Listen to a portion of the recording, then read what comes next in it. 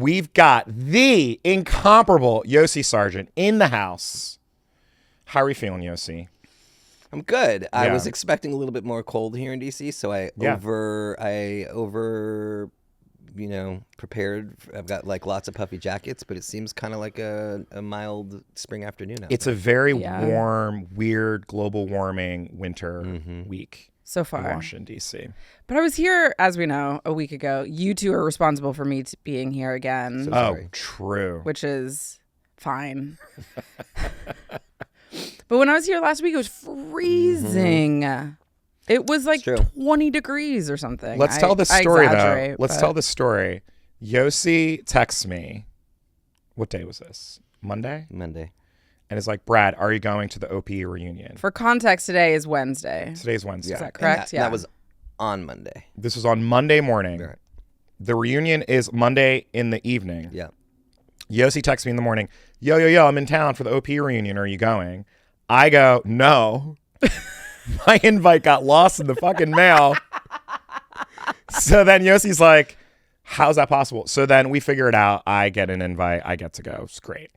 This is at the White House. At the White House. This is... Public engagement alumni. Right. I was also not invited. Well, here's the thing. It's not that we weren't invited. By the way, I wasn't invited either, just to be clear. Michael Block saw that I wasn't invited and did the same thing that I did. Shout out Michael Block. I saw him at the party last night, and I wanted to hug him, but we were playing beer pong, so I had to focus. God I'm bless sorry. Michael Okay. Block. Priorities. Yeah. Keep going. Yeah. So that happens. Then Yosi mentions, are you going to go to the Christmas party the following night? So then we call Carrie Twigg, and we're like, look, Carrie Twigg, you got to come to DC for this Christmas party because Yosi's throwing all-timer after party with all of the influencers. And God bless Carrie Twigg, she came.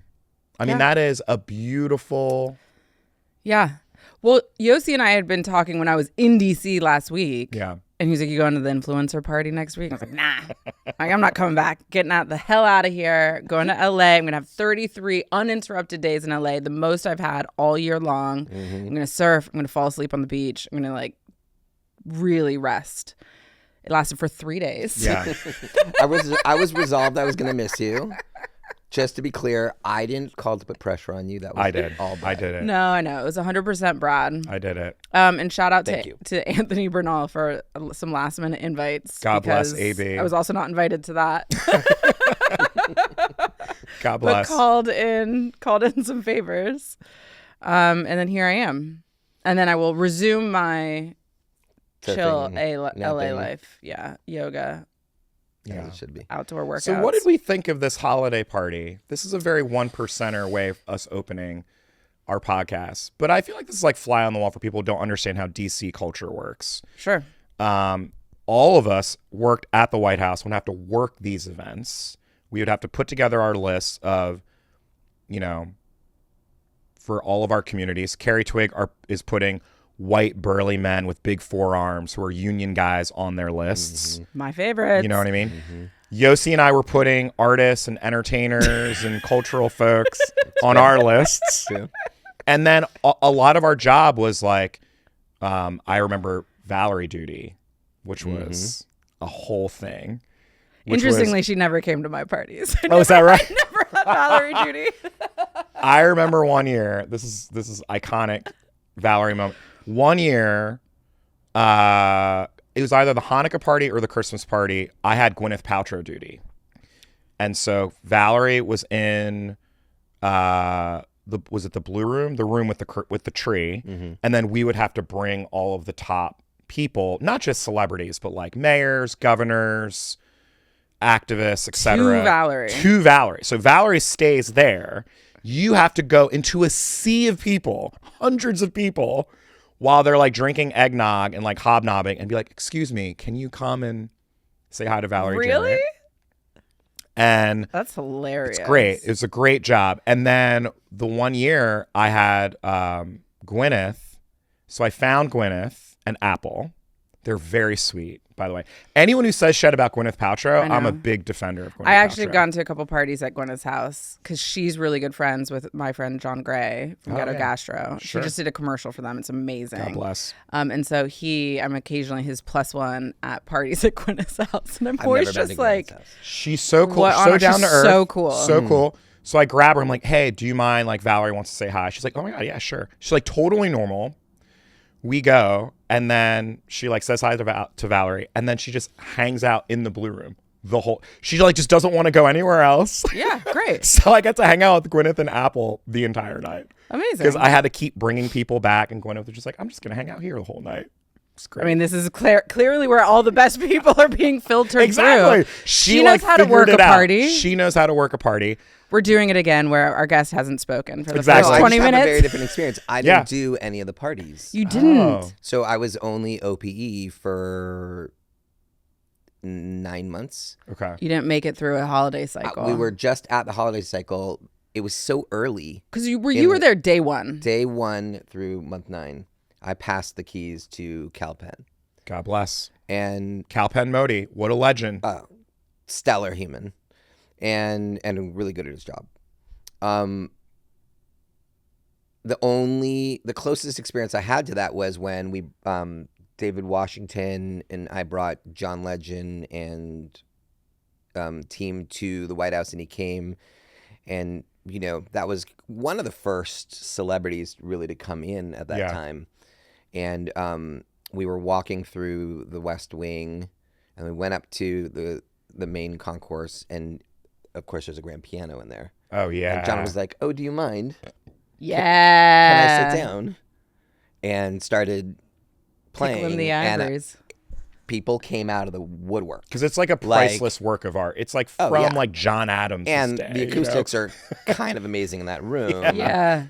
They were literally humans coming out of, I didn't know doors existed in some of these places. And Straught was standing there, and Valerie. I mean, it was just like jaws open, drooling. That moment, we just elected Obama. Yeah. John's in the room, just wants to play the piano for everybody. Just fun. Oh, I've never heard that story. Really, I love White House stories. It I've was a never magical heard. moment. Yeah. So good. Yeah. Wow. I had a similar moment. It's not nearly as cool as that. Jeff Goldblum came, and we gave him like a VIP tour. And he similarly jazzy. played the piano. Did he? He's a And jazzy he's one. so good. And the Secret Service officers are like, we typically don't allow anyone to play Yeah. the piano, Yeah. but we really love you, Jeff Goldblum. Yeah. We'll let you play the piano. Yeah. John There's Legend and Jeff Goldblum. There's another story that I don't know that you're going to tell from that day. I can't. Something I that can't. left better off pod. I can't name names. We'll maybe save that for like the Patreon, subscriber. Of the worst behaved celebs The in the White worst House. behaved celebrities during the Obama era. But speaking of Yosi, this is our origin story. Yeah. We did not overlap, but Yosi really, talk about capturing a moment. In fact, I got to overhear someone introduce Yosi to someone else last night. I don't think you even knew I was like in earshot. And someone was like, this is Yosi. Yosi was responsible for Shep Ferry, the Hope poster, like that moment in time. So you got to let people know, especially for the youths that don't understand what the Obama moment was. Like, take us back in the Wayback Machine. Yeah, so I was working in kind of commercial landscape of entertainment and communications. I came from the film industry and, got kind of burnt out on film as the exclusive storytelling mechanism that I had in front of me. At the time, this was an era where there were magazines for every subculture, right? Every street corner had that. there was like Complex and King. Yeah. And Remember knitting magazines, Love and bicycle magazines. magazines. There was just like Yeah. Love magazines. if you had an interest, you could go deep and dive into it, and media was a big part of it. And I had done some work with. I was one of many consultants who helped launch the Scion brand for Toyota at the time. Oh, yeah. With like a lot of really amazing marketing teams. And like, I came from a place where culture drove life. And it's just my story. You know, I was kicked out of several high schools. Let's go. Because what was happening in school was in black and white, and what was happening out of school was Technicolor. Came from a world where breakdancing and skateboarding and raving was all, it was my life. Yeah. It was what I cared about. And so I came from that world, but I also like gave a shit about the world around me. Yeah. And Which was also deep in like punk, skateboarding, raving culture of that era. It was a Absolutely. very sort of connected, like the raving culture that I interact with or experience now is much like they don't, it's so nihilistic.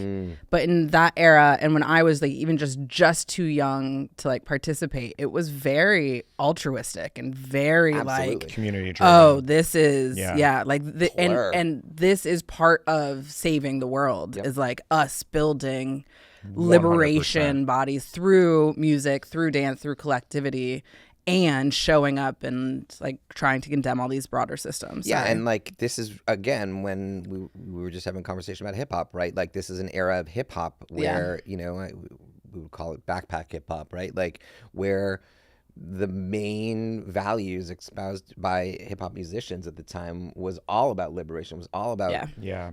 being aware and awake, and you know, having a set of values that you lived by, lifting each other, calling out the bullshit. I mean, that was like a deep, you know, ingrained value in subculture at the time, and that's how I lived. And then you know, it was 2004. A friend of mine was working for then Senator Kennedy, and again, I cared about the world around me, but like politics was not on radar. Sure. Like I cared about the world, but like the avenue that I was living for change was not through the political mechanisms. Those were not the levers I was pulling. And he said, "Hey, what are you doing to, you know, move things along in, you know, in the political space?" And I was like, "I don't. What are you talking about?"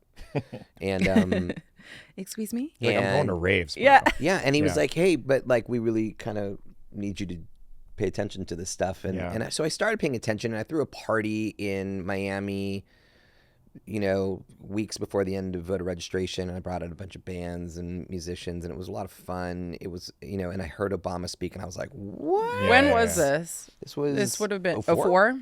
Okay, so that was your first That was like my first cycle. contact. Yeah. It wasn't a cycle. I was not cycle aware, Yeah. right? Like I wasn't You're even- watching. Yeah, I yeah, wasn't yeah. even paying attention that You didn't quite even No. realize that No. you were on the quadrennial No, loop. It Yeah. was my first taste of my ability to participate in this conversation at all. Yeah. And I worked with Shepard at the time. Actually, he made these great posters of Bush hugging a bomb. That Yeah, we I would remember we that. put them everywhere. Because I knew him from skate and Sure. street culture, street art. That was our thing. And then 2008 rolls around, and I get a call from David again, and he literally just picks up the phone, and becomes a trend with David. He says, "Hillary or Obama?" And I said, "Obama," and he just hung up on me, and I was like, "Okay."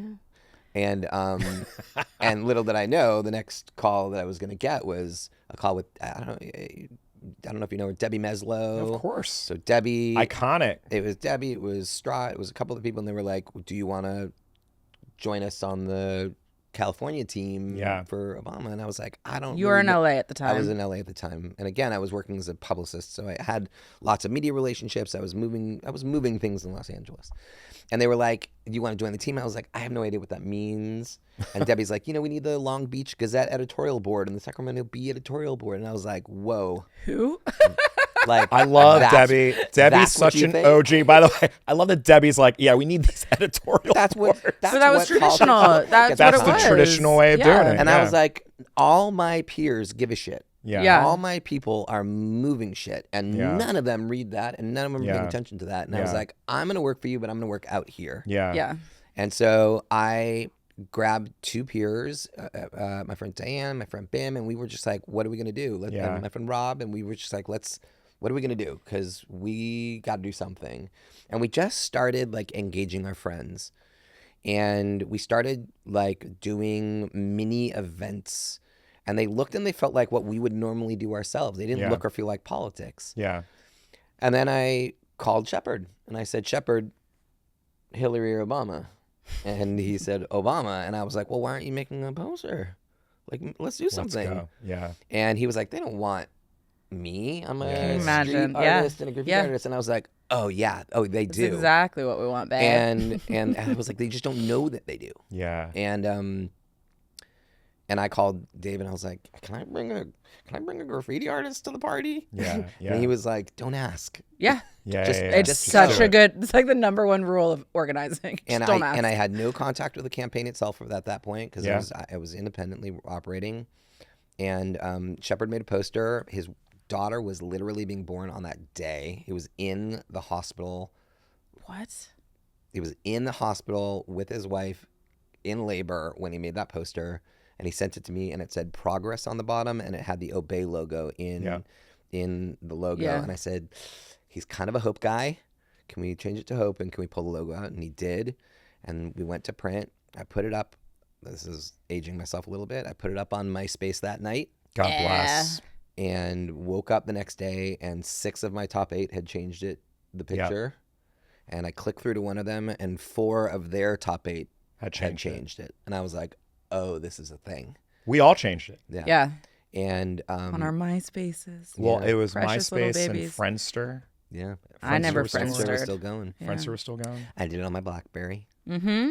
And then we printed a really small batch of posters, and the next weekend was the Oprah event at UCLA. Oh, I remember that. Yeah. And I knew some people through some people who were at the event, and I snuck in garbage bag full of posters rolled up, and I walked to all the people who were behind the camera shot, and I handed them posters, and I was like, wait till she comes out and unroll them. And they all unrolled their posters, and it was all on air at the time, and it was the first time it had been really seen by the public, and Yeah. it was just on from that point forward. Everywhere. It was It was- so good. It's now in magazine the covers, Smithsonian. shirts, posters. And most Yeah. people know that poster, but I commissioned probably somewhere near 2,000 works during that Yeah. strategy, because the strategy was like Shepard's piece is ubiquitous with the campaign and deserves everyone's attention, and it was amazing. It's like the perfect campaign to capture the essence of that moment. But what I believe and why I ended up working so hard on that campaign and why I've stayed in it this whole time is that at the end of the day, when artists and creatives are engaged in the struggle for change, shit moves faster. People understand what you're trying to convey to them much quicker. They engage their heart and their mind. There are just so many people who don't have the tools to express themselves in the Yes. way that a certain class of people who are heavily involved in politics do. But they doesn't mean they don't care. Yeah. It doesn't mean they Yeah. don't feel. It doesn't mean they don't have opinions. They just need the tools and support to endorse using their own way. My mom isn't going to endorse the same way that my sister is. Yeah. That punk rock kid wants something with spikes and safety pins, and the video kid wants something in 8-bit. Like, Yeah. this isn't Yeah. really hard to understand. Yeah. And the people who do that best translation are creatives. And Yeah. so what we Well, did, we're watching that right now. Yes. It's just on the right. don't get me We started. are. But it is. I mean, Yeah. they've so effectively leveraged culture on the right over the course of the last 15 years that our mainstream culture is still being looked at in through a conservative worldview that it just wasn't 15 years ago. Like the ambient noise, the backdrop, whether it's things on TV, whether it's like, it's shocking and amazing. Well, but it's been quick. I think To your it's- point, it's been very, very quick because it's giving meaning. It's meaning making to people who don't have other ways of kind of expressing what they're talking about, but can now point to like that. That's the thing that I would try and say. That's the thing I agree with or can believe in. I would go one step further, and I would say that we've lost the value ourselves. We have depreciated the role and the responsibility of art and creativity and culture on our side. 100%. We have disinvested in it. Not only have we just ignored it, which is what we were doing before. Yeah. Artists were creating change in spite of Yes. Yeah. us. Such a good point. And Such a good point. And now we've gotten to a place where it's more toxic than that. We have agents and managers who lack the courage to support artists that are brave. We have a shrinking ecosystem of an economy around arts and creativity that only values scale and doesn't. You can't afford to live as a creative if you're producing work that isn't mainstream.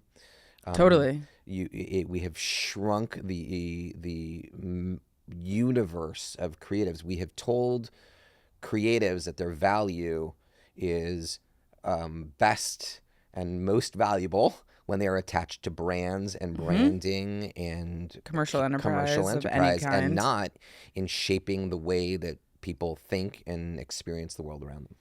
You bring up backpack hip hop, which is such a great moment, but that I don't think the youths can understand what a sellout means. Do you think if we were to ask like a Gen Z person what a sellout is? Like we grew up in a culture where their whole thing is being like popular was looked down upon, right? Yeah. Like if your favorite artist somehow made it on the radio, it was like, like it's the worst over. thing of all I time. know. Yeah. It was the worst thing of all time Do you because remember- it means that they are now bullshit. They're Yeah. commercial. Yeah. They're not real. Yeah.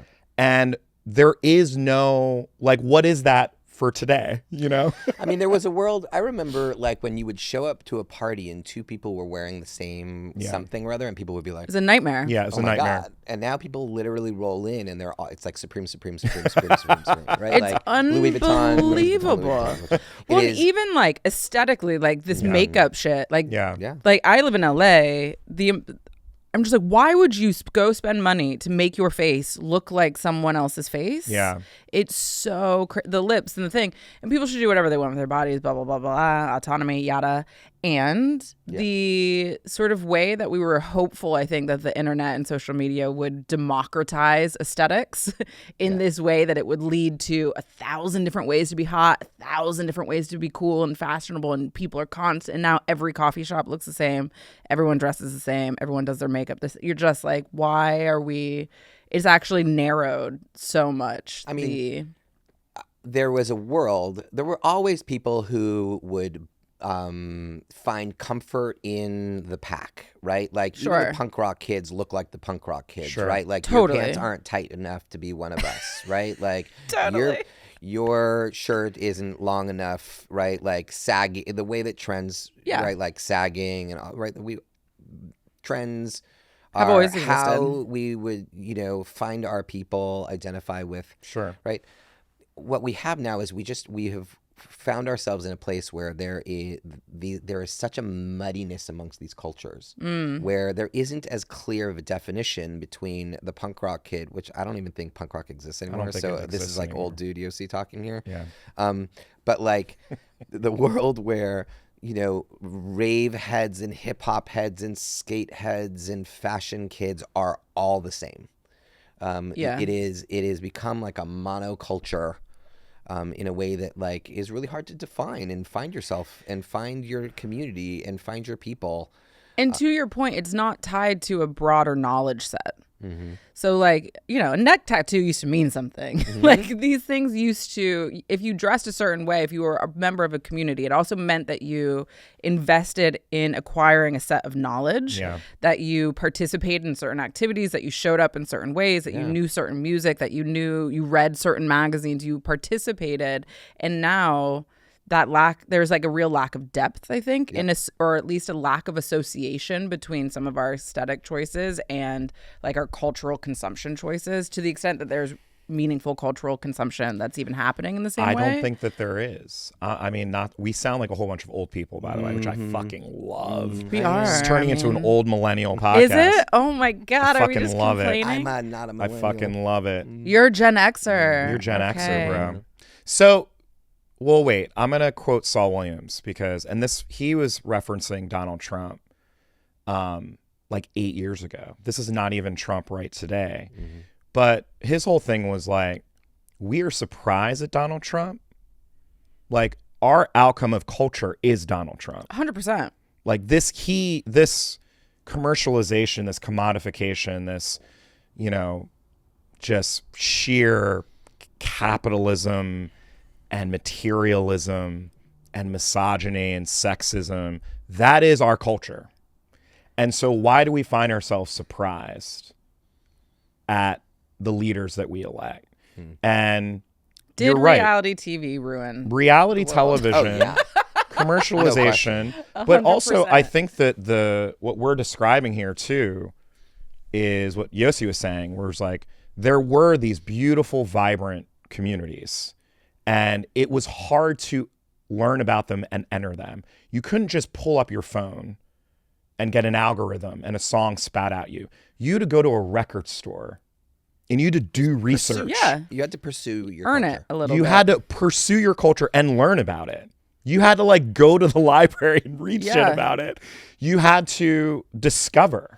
Which is And- actually so great. Like, Yes. it's so healthy And for you. so It's much so of Yes. good that for knowledge was human brains. hand-passed from Yes. person Yeah. to person. Yes. Which is ultimately where it became virality, right? Was when things were moving from human to human. I remember the first mixtape that I got from a DJ that they gave to me, and I heard music for the first time that I Yeah. never heard before, and I was like, what Yeah. is this? Yeah. And they would be like, yo, this is something out there from the East Coast, because hip hop wasn't on the radio yet. Yeah.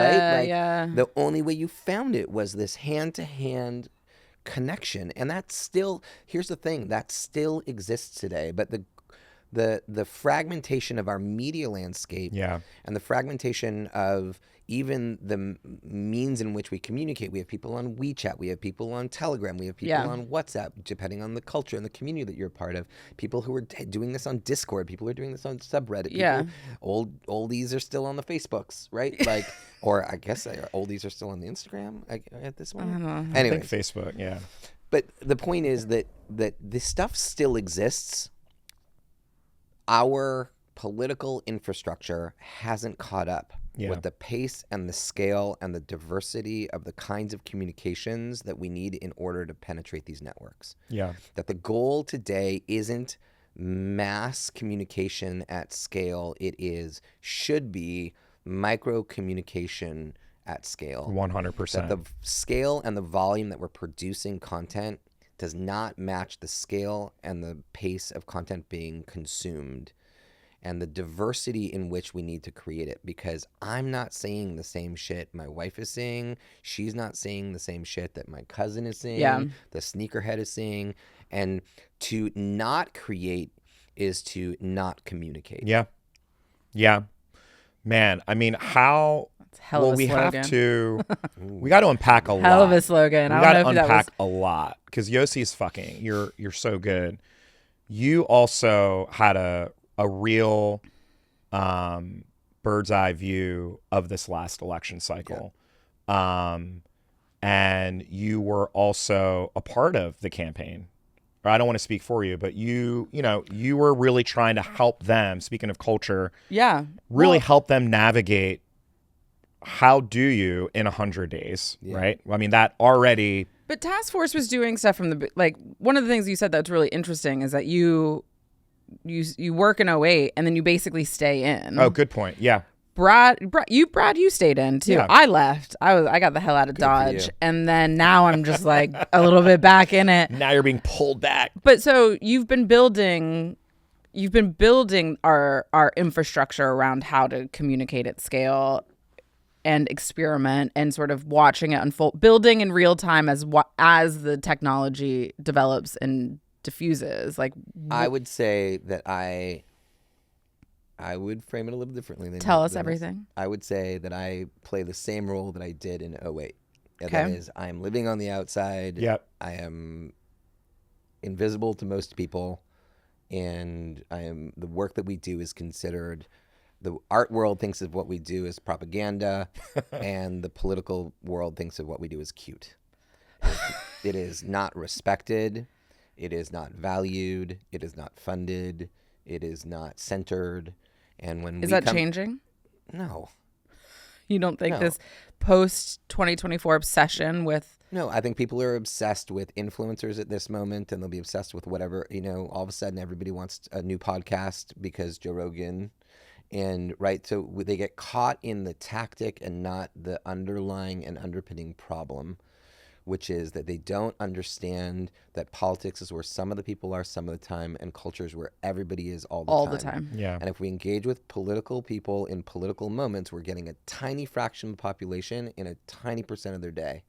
And what we need is an always-on, evergreen communications infrastructure that takes into account who people are, what they care about, and not only talking to them about like Bidenomics, right? Like, like if you just come to the table thinking that you're going to frame everything in a conversation about the economy, because that's what people have told you in polling that they value, then you have lost the plot. Yeah. That what you actually need to be talking to them is how that economy affects them and their lives, and how it shows up every day in the context of their, right? A 25-year-old wants to talk about the economy in a different way than a young family wants to talk about the economy, than a senior citizen wants to talk about the economy. And even in that basic frame, we fail at communicating. And listen, I'm on here, pass me my soapbox because I'm on it. Sorry. It's We love it. 100% why it. we It's why invite it's people why we here invite is to you. rant. Exactly. It's a rant space. It's a safe space. The second half of it is that we are trapped in an ecosystem that is driven by cyclical infrastructure, Yeah. that we have a huge brain drain. You leave, you come in, and then you go out, which is great because you get outside knowledge. You pull it back in with you when you come back in, if we're smart enough to bring you back in, right? But the reality is we build this infrastructure and we collapse it. We build infrastructure and then we collapse it. We lose people and their knowledge all the time. And that's flaw one. And then flaw two is that all this is built upon a C3 and a C4 infrastructure that is boring, flawed, and insular. It is so true. It's Blah.org cares about blah.org's branding, their list, their fundraising, and their existence too, and keeping themselves sustained. Yeah. And they care about their silo, whatever their silo is, whether it's reproductive rights or union rights or whatever. Yeah. And what the actual communication structure that we need should not take into regard any of those singular issues. They should bring whatever issue of the moment is the issue du jour to the table. Right now is a moment that we should be talking about gun violence, so we talk about gun violence. This moment that we're in is a moment that we should be talking about the environment.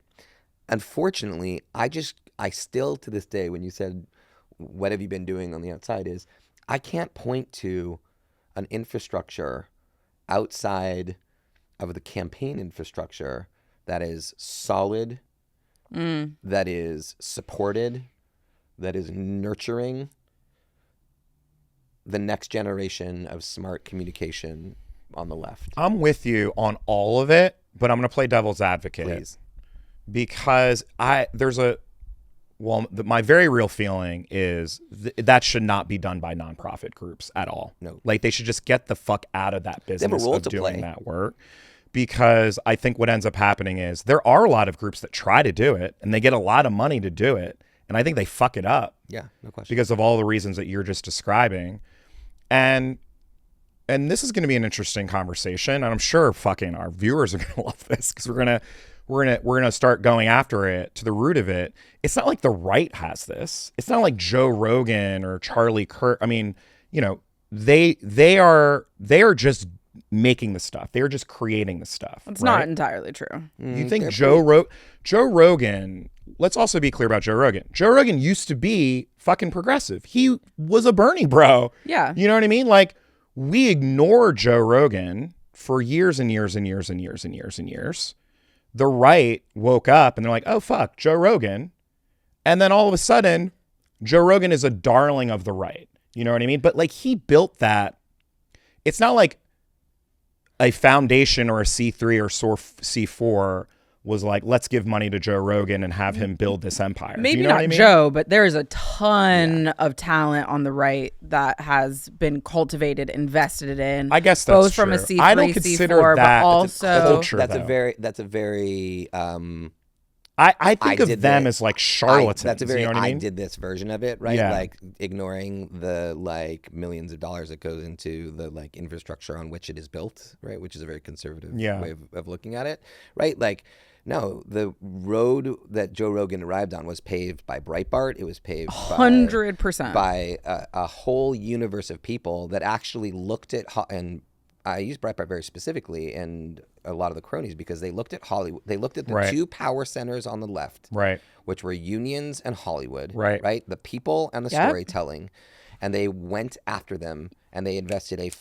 frick ton of money. So much money, tens and tens of millions of dollars. Hundreds, sorry. Quadruple that. I think, it's like hundreds. Charlie Kirk just recently did a podcast where the number was $1.52 billion has been invested over the last 5 years in this space. And we're talking on everything from short form video to nurturing the ecosystem of, Candace Owens and the Daily Wires, right? We're talking short form video that are going in as educational videos into curricula it's like around the the country. PragerU shit. PragerU shit. Yeah. Right. There is a whole universe of support and investment happening on the right that is non-existent on the left because it is not valued and it is not understood. The money that is dumped into the C3 infrastructure that we currently have that is siloized and competitive against each other. Right? Yeah. Let's be frank here. What is happening is abortion rights folks are competing against gun rights folks for the attention of the politically focused people. Yeah. And they're bidding up each other's CPMs, right? Like they're literally working against each other for the same small sliver of people who are paying attention to the politics in the first place. Yeah. 100%. Almost none of them are reaching outside of their silos because it's hard. Yeah. It requires money and it requires time and it requires an understanding of the marketplace that none of them are. They don't live in the marketplace. Yeah, they're not equipped to. None of them live in the commercial marketplace. They live in a faux C3 universe where they're like, I don't know if you've ever seen that. What was the name? Not Simpsons. The cartoon. Beavis and Butthead, where they buy a box of chocolates and they have $1 and he gives them $1 and he eats the chocolate and then he gives them back the $1 and he goes, well, I'm buying a chocolate from you. And by the end of it, they've eaten the entire box of chocolate and there's been $1 passed back and forth the entire time. We have the same humans being hit. They follow your account, and it ignores everyone else. It's the reason why we left Joe Rogan in the wind because we're more comfortable talking to ourselves, using weird coded language, using horrible graphic design, and because we've researched it and studied it, and it says, oh, well, this is the perfect word to use in this environment, right? Like it's the most inclusive frame. And the reality is in designing that most inclusive frame, we've excluded 98% of the population. Yeah. Yeah. Oh, other than God, that, this things is are going so great. fun. Other than that, everyone loves us. Other than that, everyone loves us. I got to ask you, Yosi, we've been interviewing DNC chair candidates. And we had a really interesting conversation with our guy, Ben Wickler, who we fucking love. Badass. Such a good dude. But we talked fundamentally about the brand of the Democratic Party and how tainted it is. Like, I think, at least in our adult lifetimes, I think the brand of what it means to be a Democrat or the Democratic Party may be at its lowest that I can recall. No question. What do you think, thinking of your skill set and your tactics, like what can the Democratic Party do? Because what we're all identifying is something that also came up, which is, we have created the progressive infrastructure, has created this ecosystem where there is hundreds of millions of dollars that is poured into this C3, C4 world, right? And all of that money is spent siloed, siloed by issue area, siloed by community. So we've got the Asian American groups, we've got the Latino groups, Regionality. we've got different regionalities. Exactly. And here's the other thing. All of those groups, and you know this, shit on the Democratic Party. Yes. Like that is their favorite thing to do is to talk about how bad the Democratic Party is. And to be honest, they're right. Well, they are, for sure. But we can't have it both ways, is my thing, which is we've ignored, to our peril, I think. And it's not like the Democratic Party also has done themselves any favors. But we have ignored, speaking of like quadrennial cycles, the Democratic Party as a endeavor. And then every 4 years, what do? Vote for Democrats. But then we're not doing anything to educate, to mobilize, to inform, to innovate on what it means to be a Democrat, you know? How much of this do you think should be in how much of this should be built into the party? How much of it should be built outside? Is that a false choice? Should we all just text Ben Wickler and start whipping votes? I would say this. Exactly. Should we all go work for If we Ben? are satisfied with the structure of the Democratic Party as it exists today, then it should be built outside. If we were designing this from scratch, then it should be built inside. Yeah, agreed. I agree. The Democratic as it exists today, the Democratic Party as it exists today is a fundraising vehicle. It is a talent procurement and pipelining vehicle, looking at mayors and governors and trying to determine who's the right candidate and who's got the best chances. That's it. Yeah. And they throw a convention they throw a convention. A big party. Sometimes, they throw a party. Sometimes well. Sometimes well. Occasionally. Occasionally well-run institution. And usually when they do it, they're bringing outside support. So the reality of the situation is that we fail at doing the basics, which is, again, I'm repeating myself, but give people the tools and resources they need to be their own best advocates. Yeah. There are a huge number of people who will self-identify as Democrat, who are proudly Democrat. Yeah. How many of them have been offered a free Democrat shirt or a hat or a sticker? That's even cool. Or a button. We even said, but like what person or would wear invited that? to a meeting. Yeah. There are many people You who think? would wear it. Okay. It starts in the center. If you Yeah. can't look at your base, at your core, Yeah. and give them the tools they need to just bring along their community, then you failed at step one. Agreed. Yeah. Agreed. And we have really just, again, this goes back to devaluing and not appreciating the core tenets of organizing and building a community on the organizing side and on the political side, and then on the marketing side of doing the basics of building a brand. Yeah. And if the structure that exists of, like, I live in Sleepy Hollow, New York, and I am from Culver City, California, and I've been to the Democratic events in both of my communities. I'm one of the few people under 60 who have. And you go in there, and it is like pulling your hair. I pull my hair out. I scratch my eyes out, because it is, if this is the best concept that we have in place for how we get people enthused and excited. Yeah. Like, what is happening? It's such a great point. If we sat down and we pulled out a whiteboard and we said, all right, we're going to rethink what local organizing looks like.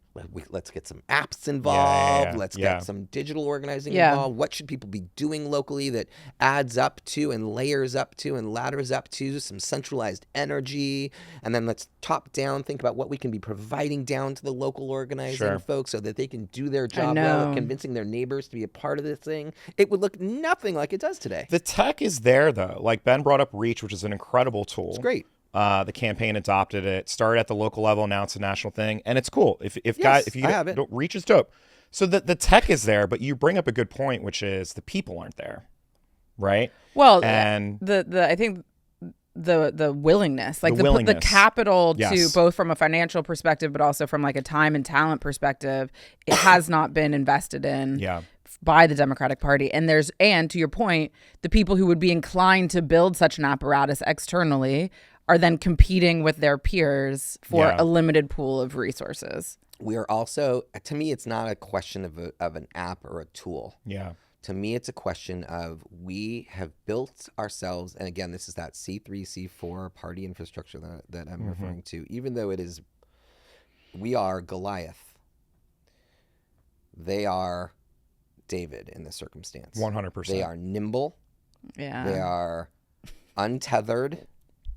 They have the weapon that is quick and fast, and we have Lumbering. moral superiority, and there are a lot of us, and we care a lot about how our community is going to take in the information. Yeah. We watch our words, we watch our design, we message test everything to death.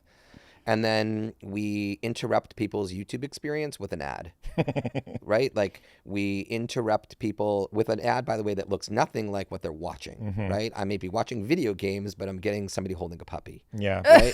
Like I may be, Stop it, Yosi. I'm, like it should not be, this is not rocket science, right? Like this No, is totally. stuff that, Coca-Cola knows better than to give like, an ad about gardening to during NASCAR. Like, Let's talk about- this is not rocket science. This is done every day, All the time. day in the normal world. You're firing In me up, political Yosi, world, we because just lose these lessons. one of the things that has not been brought up, because I think it still needs to be discussed, is this campaign. Because what I think a lot of people want to be like, let's just not pay attention to what happened. Let's just move on. But I think actually we should do an autopsy, because there was hundreds of millions of dollars, billions of dollars spent on sort of what you're getting at, which is, I mean, how much did the super PAC spend on like Bro. influencers? How much did the Biden campaign spend on television ads and shitty YouTube ads? All ends up in the pockets of the people eating dinner at Mar-a-Lago today. 100%. So that's the question, is like, and we don't have to name names, right? But I like naming I names. love well, naming you names. can name some names. I mean, I love to name some names.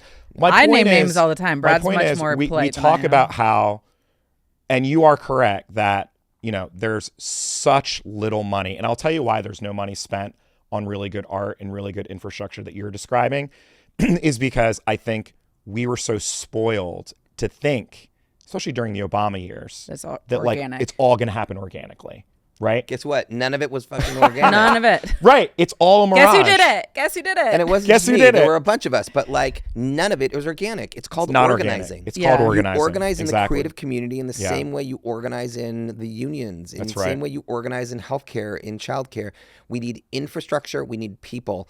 This is where you come back to the brand of the Democrats. I Yeah. have a sweatshirt that says Democrat on it. Yeah. And I wear it and I walk around and I Yeah. get fucking looks, mostly from progressives. Yeah. And like the conservatives just like ignore you, right? And most of the progressives are like, bold, are we? And I'm like, fuck yeah. And why aren't you? And let's have that conversation. But if it requires a little courage. It requires people to like actually show up and put out what they believe in the world. Yeah. You and I walk down the street and we may share values, we may share opinions, we may believe the same things, but I have no idea unless you're signaling me. Unless you're using words, unless Yeah. you're wearing a red hat, unless you've got a Patagonia on, right? Like whatever, we can discern some stuff by what you're wearing, by what you're listening to, by what you're talking about. It's getting a little cloudy these days. It's very cloudy. It's getting a little cloudy, but like this is what it takes to define and to create definition around our values and around our brand. And it starts in the middle. You start Yeah. with your people. What we did this cycle, like, first of all, we just tried to make it a little fun because holy shit, this was heavy. And if like nobody wants to feel like they're coming into an empty white room or to like the losing party, right? So we have to have a little fun in the process. But like, my partner and our business produced a shit ton of merch, Yeah. and we Some were, of the best merch of the cycle. and that's sad because Yeah. it is not my job. Well, wait, this is my question. Kamala takes over the helm, and we see a moment. I mean, that moment when she took over Yeah. was a moment. Oh, it was. And you- it was such a blessing for my work. Let me tell It you, was such a moment. every call that I made during the Biden, and like, thank you, Biden, for all that you've done. Yeah, to yeah, it was hold impossible, everything, though. and all the people who are working for you who have like You've done so much for us. Every single call to an artist was like, fuck no. I'm not getting out in front of Gaza, in front of like, my audience is over here. There's no way I'm taking that risk. Remember what I said about like creative courage and managers and agents who are like, don't risk the economy, right? Like they would get canceled. They would get yelled at mostly by progressives who would be like, you're with Genocide Joe, huh? Yeah. They don't care. The conservatives actually like don't care. They're not listening to you anyways, right? It's mostly fear of progressive backlash from the artists that I was working with. And then once the candidate changed, people were like, well, all right. Yes. I'm interested. I mean, it happened with me. People were random, amazing humans were calling I need $100,000 to show up. Right. Yeah. Right. Well, then there's that. We were also on some some of those calls. Yeah. Yeah.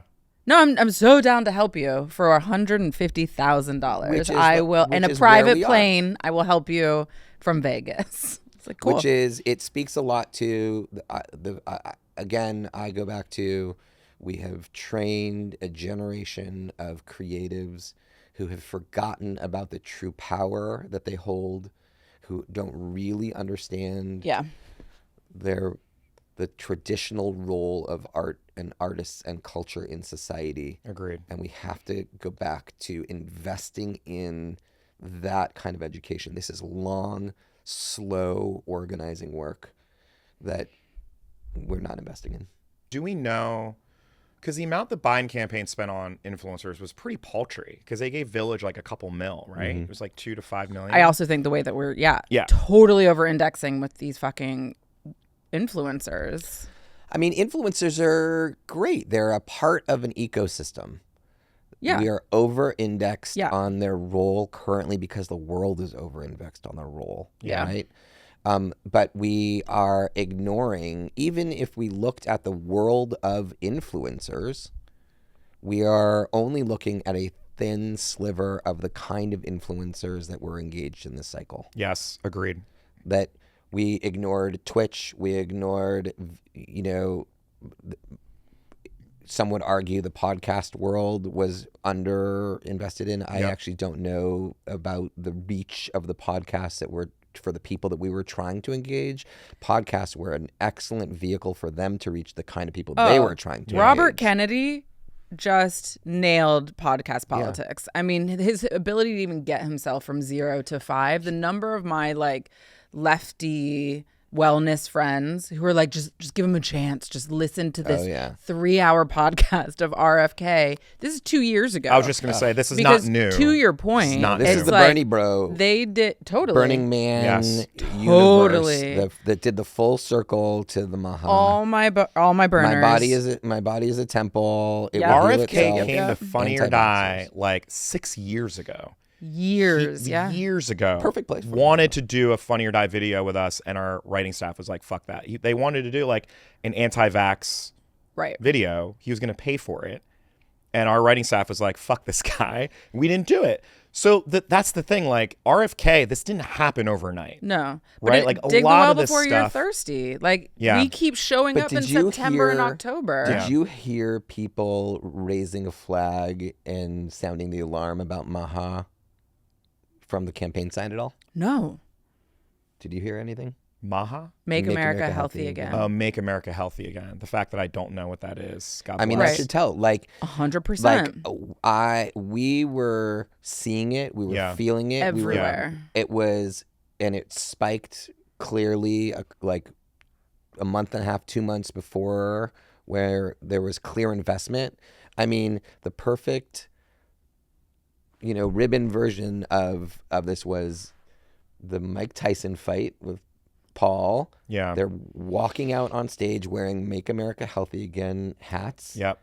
And it was like crickets the next day. There was no pushback. There was we have no response to it. Yeah. They exist in a completely different ecosystem. Yeah. Epoch Times, Natural News, every vitamin pusher, every like yoga instructor, not every yoga instructor, sorry, yoga instructors, you're awesome. I know. But like, I love yoga. Poor yoga instructors. But there is a huge world of health influencers totally that were just hawking RFK shit the whole Oh, time. yeah. And it just went completely unseen and unresponded to. Well, I would also argue, I mean, it's Or hard. the response was like a doctor saying this is wrong. Yeah, just gonna say this it's- is the, yeah, not go even- ahead. This goes back to the Rogan shit. Yeah. It's like it's not even that we don't come up with a response. Yeah. We think responding to it is beneath us. Yeah. Like there is Yeah. such a sanctimonious dismissiveness on the left. Yes. That it's not even just that we ignored or neglected Rogan. Like we actively thought he was beneath us. Can I give you Yes. another example of this that I use all the time? Yes, please. Trump's gold shoes. Those are the Yeah, fucking man. ugliest goddamn shoes I've ever seen in my life. But yes, proceed. That is the general response. Yeah. And that is everyone is scoffing and laughing. But what I would say is that the people that it's reaching don't hear you laughing. Yeah. Yeah. They're not following you. Sure. They don't care about you. It's not just the shoes, in though. It's shoe all the culture. things. But let's use this as a specific, because in shoe culture, at ComplexCon, at SneakerCon, where they dropped that shit, Yeah. he was everywhere. There were people walking Everywhere. around SneakerCon. Sold them out. with "Make America Great Again" Yeah. signs, Yeah. literal signs in No, sneaker culture. 100%. Yeah. And He it was showed like up to the culture. we were And understood how to laughing at participate. it with like sanctimonious joy about like shit design. But I just saw a TikTok this week of somebody post-election walking in Washington Square Park with a pair of gold shoes being like, "Hey, do you like these shoes?" People are like, "I'd rock them." And people are like, "These are the MAGA shoes." You're like, "Hell yeah, Trump 2024."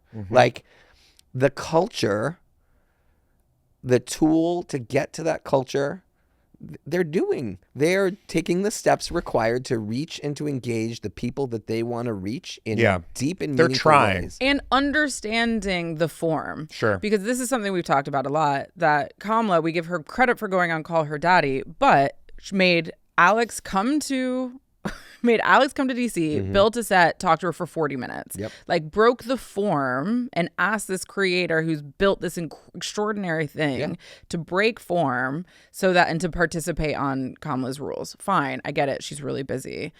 But same deal. It's like Trump will show up in Austin. We'll sit down. Your show's typically 3 hours. Okay, I'll do it the way you want to do it. I will respect the form of the thing that you have created. And so my shoes may be ugly, but I'm showing up and participating on the rules that you've set. I'm not expecting you to come and conform and contort trying. yourself to me. And they did such a great job of that, of respecting the fact that these things are built with intentionality, and we do not. We expect everyone in culture to conform to our way of doing things, and then are shocked when it doesn't work. And who's been on Call Her Daddy? Call Me Daddy? Call Her Daddy. Call Her Daddy? Jeez, I am old. It's just all to be right. clear. It's all right. You've pulled some really good culture, so you can't. Not everyone can do Who everything. has been on there since? Exactly. Like this is the point that I make is like there was all this hand wringing and concern about black men this cycle, and everyone was like, Charlemagne, we gotta get in front of Charlemagne. I know. Right? And I watched Maurice from Working Families Party go on and fucking Nail it. cooked. He cooked. He was nailed great. it, and he did great. And I'm just thinking like, whose job is it to make sure that somebody is on the Breakfast Club every month? This is what we were Anytime saying. they want. Yeah. Whose job?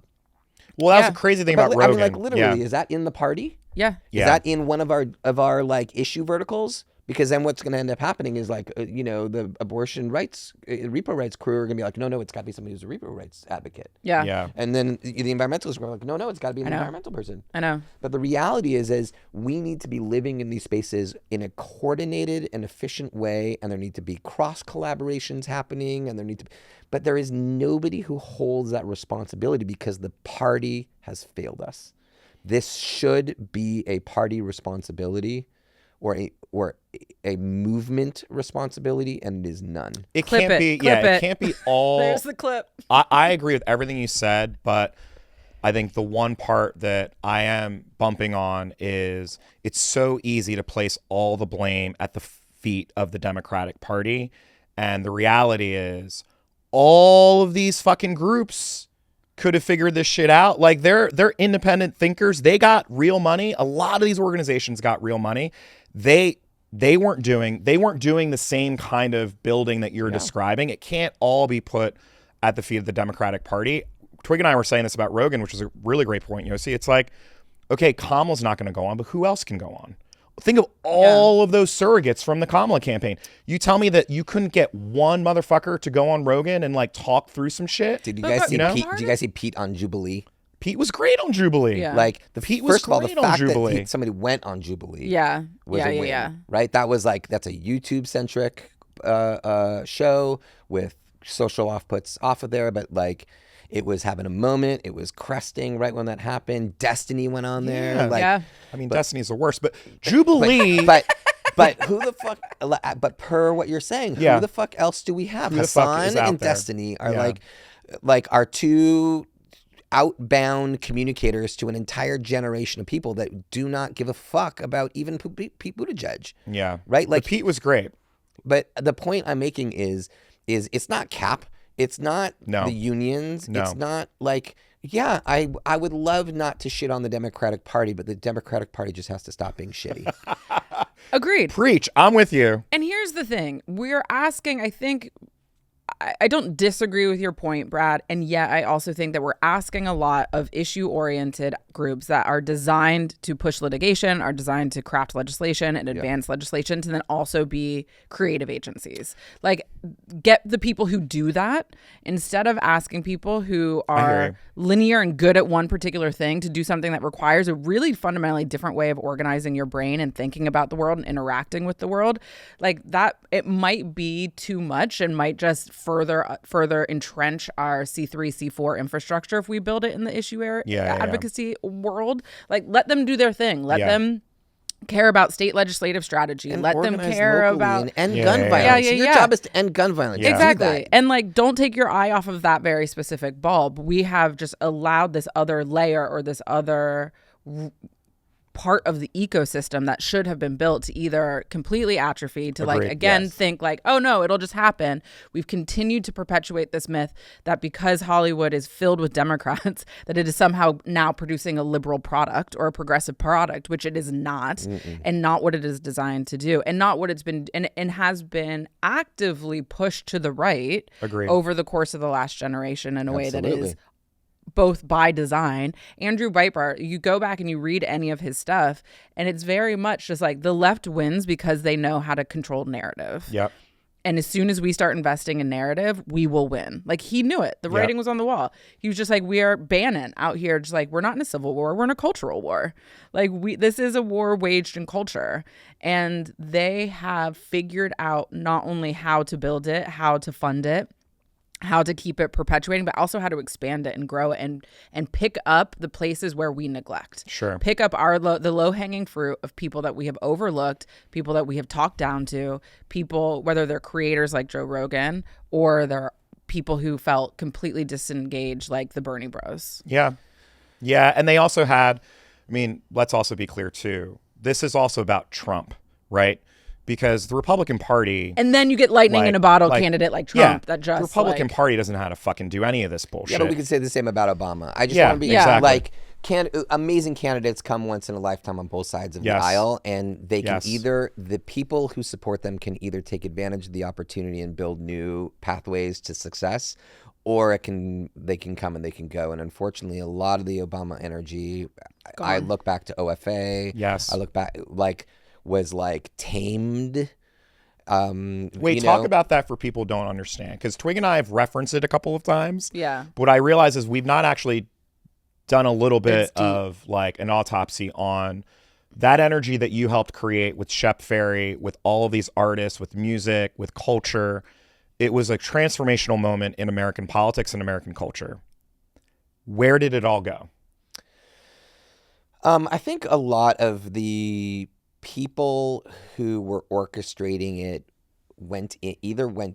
I, for one, I'm not going to, again, I cannot claim to own any part of the momentum that was built beyond engaging a bunch of amazing creative people. We were all part of it, right? Yes. Yeah. But a bunch of us who were a part of that went in. Yeah, and your responsibility when you go in for for those who don't know, people on the left actually take that shit seriously. Yeah. That like you're actually now a government. Yeah. That you actually are responsible for everybody, not just your party and not just your people. Yes. And like we follow those rules Very and good those point. norms. And I did not go in to work at the White House and then all of a sudden only invite Obama hope artists to the party. Yep. Right? We went in and we did our job to represent the people and the country that we live in whole. That's one part of it.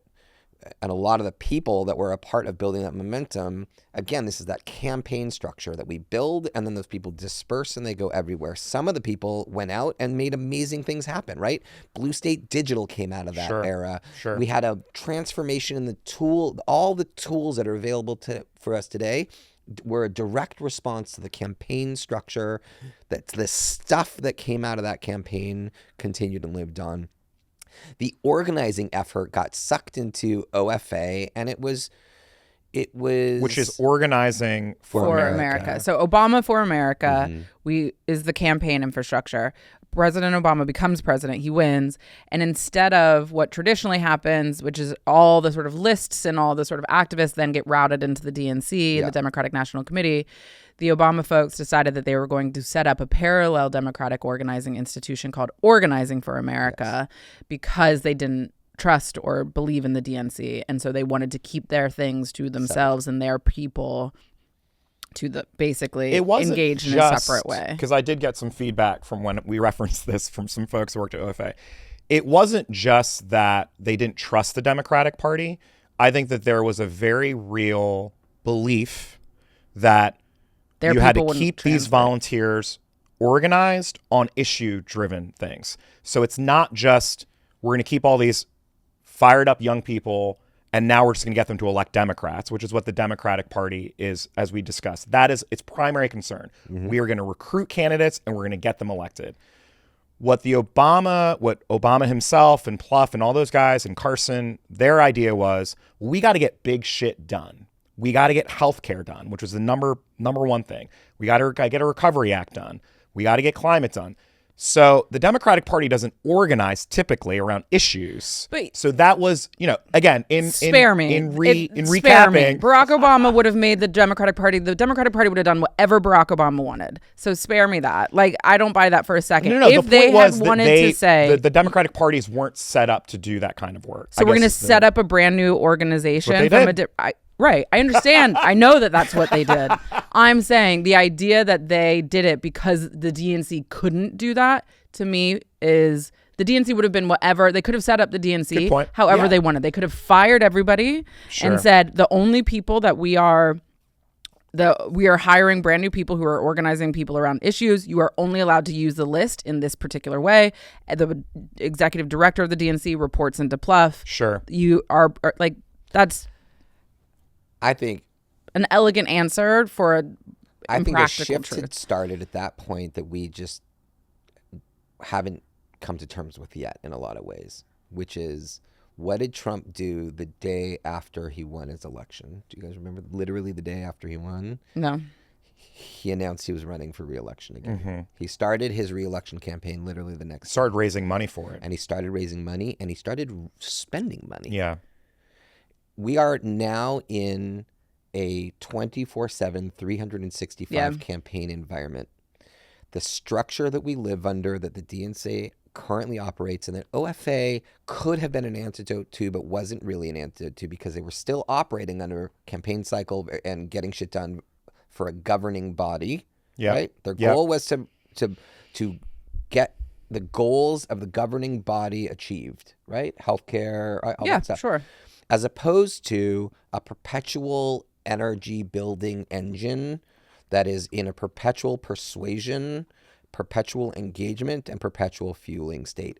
And I know that's tiring and tiresome and hard to maintain and hard to do, but guess what? That's what our freaking landscape looks like now. Yeah. And that was the beginning of that era, because they went, if we look back at what ended up coming out of that, was the Tea Party that then turned into, that MAGA era.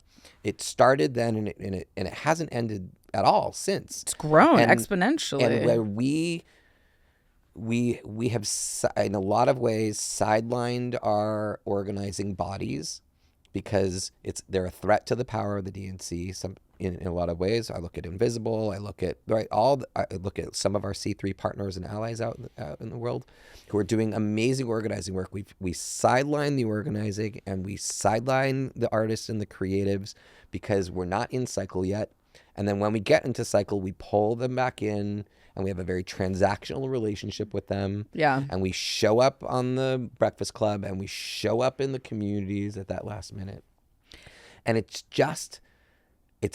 if we sat back for a second, we said, is this good design? The answer is just no. No.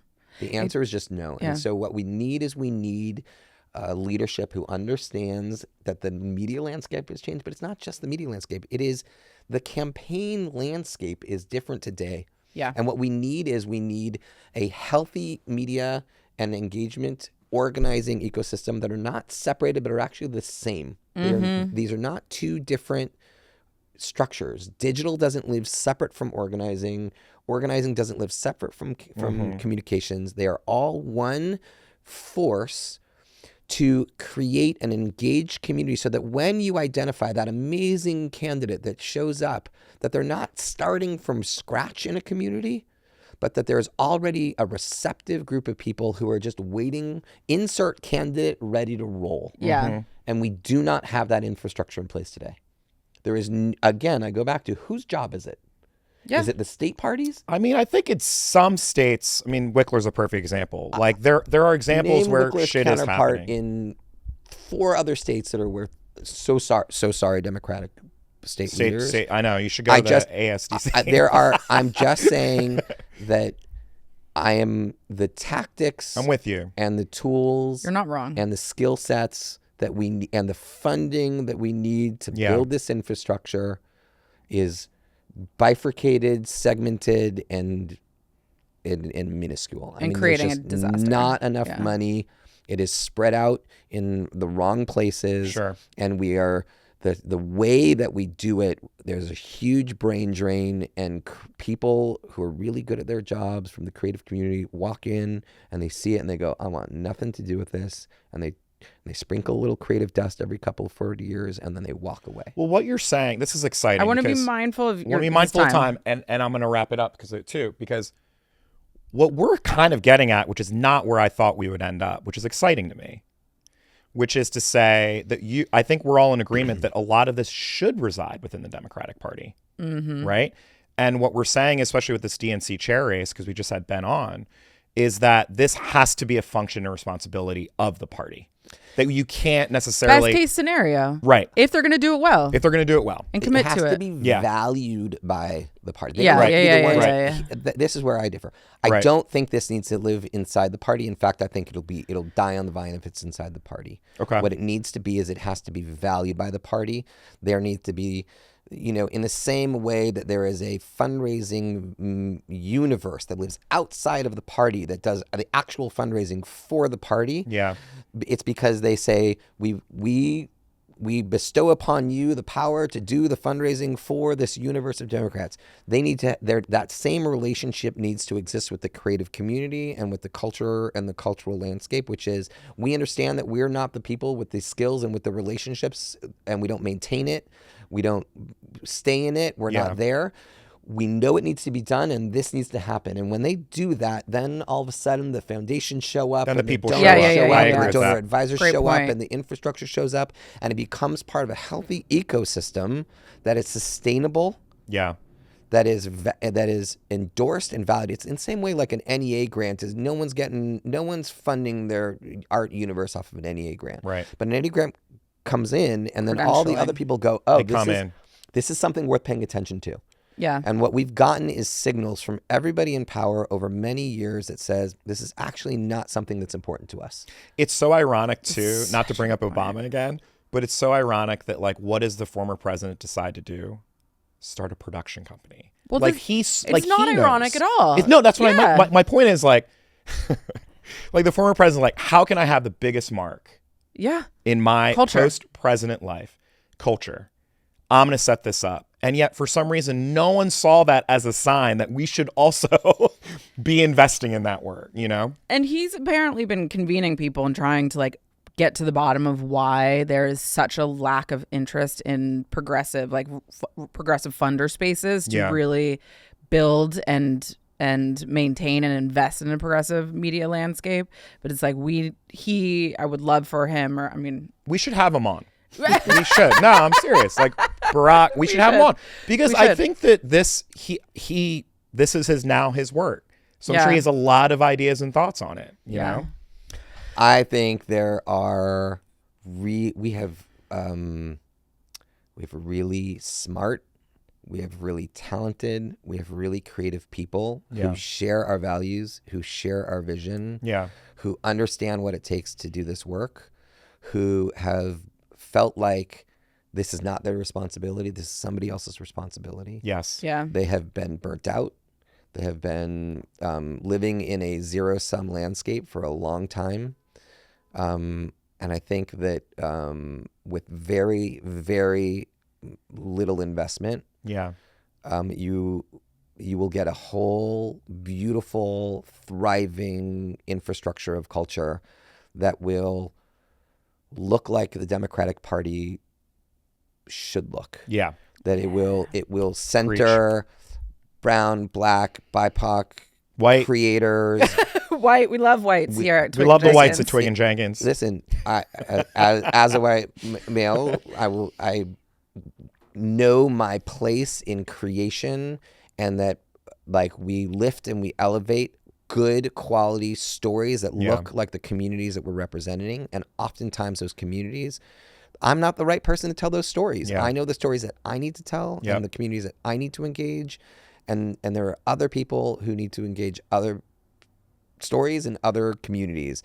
And if the next generation of storytellers that we're building looks like the creative class that we currently have, then we have built it wrong. Yeah. Well, And so while I value white stories, we need to start from a place of centering the people who have not been centered. Yeah.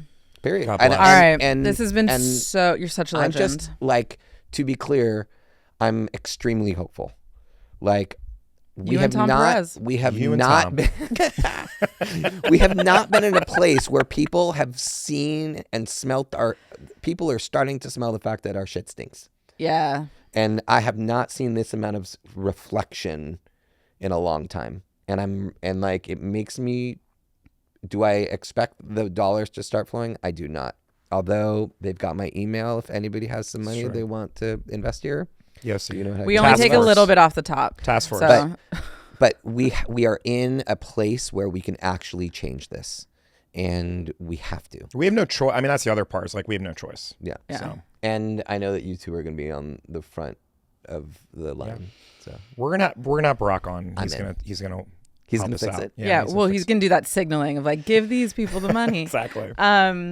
Thank you so much for being here, we love Yosi. you You're so such much, a bro. legend. This was so you. great. I would love to. This conversation I would love to have again in These are the a couple important months. conversations I mean, to have. it's so fascinating and it's so urgent and necessary. And I think there's also a responsibility for people like us who actually do understand both the political infrastructure and the cultural infrastructure to do some educating work around how those things interact. Because one of the things that I've been experiencing as I'm talking to people who do or like thinking about starting to fund this work is that there's often a really they're like very low information about how you would even fund media, how you interact with culture. And so I'll say one thing, they're like, you mean like this? And it's like, no. Like that's a whole different thing, babe, you know? And so I hope that we can have more conversations like this because I think there are people who are looking to try and fix it, who are looking to invest, who see what's happened on the right, who want to participate, but they actually just they need to be schooled up on it a little bit. It's like cultural services. Wickler talked about candidate services in Wisconsin where they set up state Democratic parties like, if you're running for office, we're going to do it all for you. We're going to set up your website. We're going to help you Yeah. raise money. We're going to get, so you don't have to hire consultants. Yeah. It's like there should be cultural services. Well, the Totally. great news You're is going to miss your plane. the great news is that it exists. Yeah. Yeah. The great news is that there is a whole universe of cultural strategists Yes. who all that stuff that you think is happening organic is not happening organic. None of it's organic. Yes. That there are an amazing group of people who are doing amazing storytelling in Hollywood, amazing storytelling in barbershops and in nail salons Yeah. and at sports games all over the country.